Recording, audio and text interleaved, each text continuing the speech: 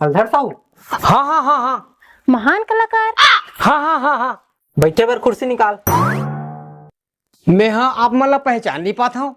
हमार परिचय देनी पोर। ए हरे हमार फिल्म डायरेक्टर अच्छा और मैं हरो एकर असिस्टेंट अच्छा। अब ये असिस्टेंट माने? हेल्पर जी। अच्छा तो हमन एक फिल्म बनावत हन। ओ फिल्म बर हमन दमदार रोल बर दमदार आदमी की जरूरत रही।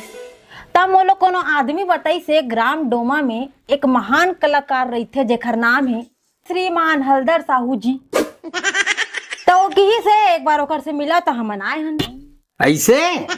तो हमन आप जैसे महान कलाकार आदमी ला मिले खातिर खुद ला रोक नहीं पाए। अच्छा तो मोला ये फिल्म में हीरो का रोल करना है?